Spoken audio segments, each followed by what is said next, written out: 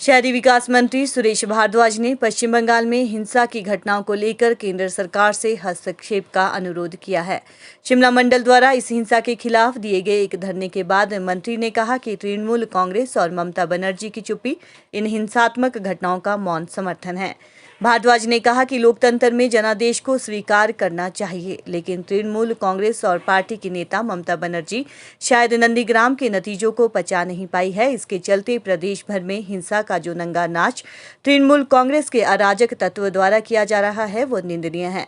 भारद्वाज ने कहा कि ममता बनर्जी अभी बंगाल की कार्यकारी मुख्यमंत्री है और हो सकता है कि दोबारा मुख्यमंत्री बने, लेकिन ऐसे नेता का इस सारी हिंसा और दंगा फसाद पर चुप्पी का मतलब यही हो सकता है कि उनका इन अराजक तत्वों को पूर्ण समर्थन है। ऐसे में जब प्रदेश में सरकारी मशीनरी शिथिल हो और वे लोग जिन्हें कार्रवाई करनी चाहिए निष्क्रिय हो, तो केंद्र सरकार से हम आह्वान करते हैं कि बंगाल के मामले में हस्तक्षेप करें। शहरी विकास मंत्री ने कहा कि आज भाजपा राष्ट्रीय अध्यक्ष जगत प्रकाश नड्डा के आह्वान पर शिमला मंडल द्वारा भी कोविड-19 प्रोटोकॉल का ध्यान रखते हुए जिलाधीश कार्यालय के बाहर धरना प्रदर्शन किया गया। वो बंगाल में ममता बनर्जी और उनकी पार्टी द्वारा समर्थित इस हिंसात्मक कार्रवाई की निंदा की गई।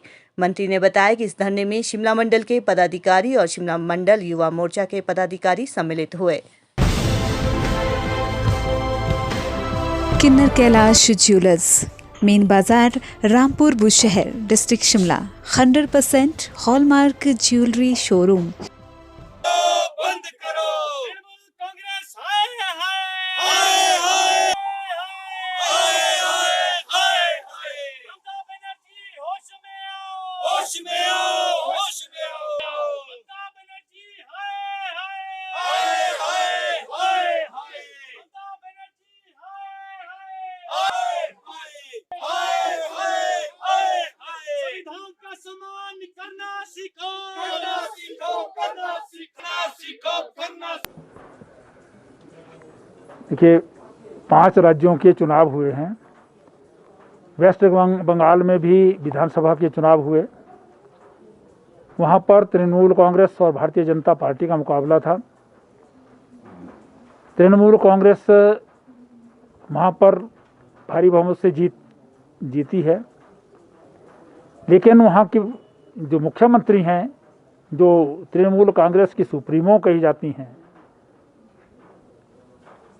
सुश्री ममता बनर्जी, वो नंदीग्राम से चुनाव हार गई।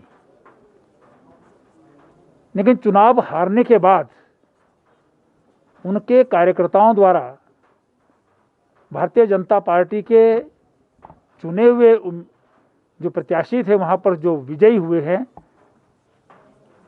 उनकी गाड़ी तोड़ दी गई, कार्यालय में आगजनी की गई। उसके बाद सारे बंगाल में हिंसा का तांडव नृत्य होने लगा। बीजेपी के कार्यकर्ताओं की हत्या हो गई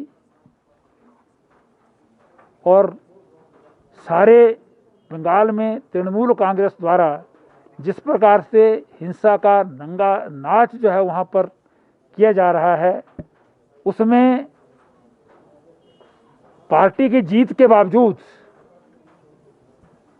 ममता बनर्जी मूक दर्शक बनी हुई हैं।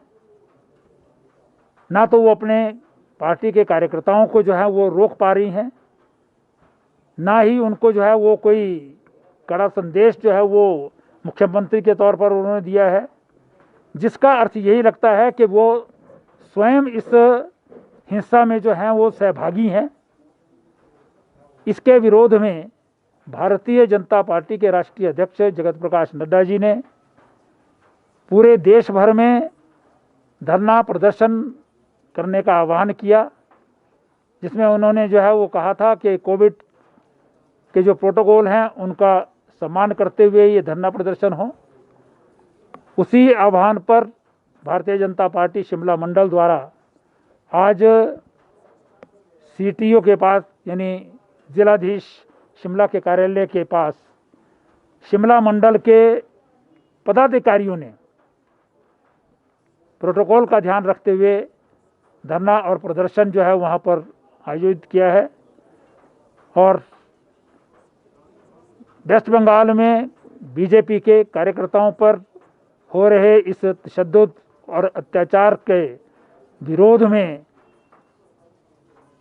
जोरदार प्रदर्शन किया और केंद्र सरकार से मांग की गई है कि वेस्ट बंगाल में सरकारी मशीनरी शिथिल हो गई है, नई सरकार अभी बनी नहीं है, पुरानी सरकार काम नहीं कर रही है और पुरानी सरकार की मुखिया जो शायद नई सरकार में भी मुखिया बने वो अपना चुनाव हार गई हैं।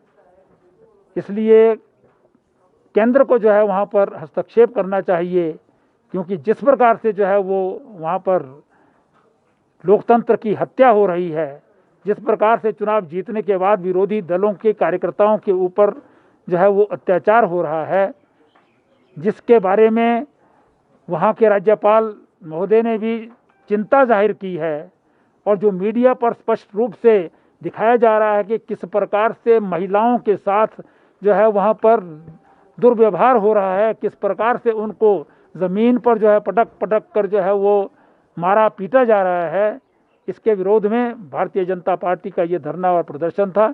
हम इस सारे व्यवहार की घोर निंदा करते हैं। लोकतंत्र में चुनाव आते हैं, चुनाव जाते हैं, कोई जीतता है, कोई हारता है, लेकिन चुनाव के कारण ही लोकतंत्र चलता है, वाद विवाद से लोकतंत्र चलता है, चर्चा से भी लोकतंत्र चलता है। मारपीट और हिंसा के लिए इसमें कोई स्थान नहीं है। इसलिए उनके खिलाफ जो है वो तुरंत कार्रवाई करें। अगर राज्य सरकार जो है इसमें फेल होती है तो केंद्र सरकार हस्तक्षेप करे।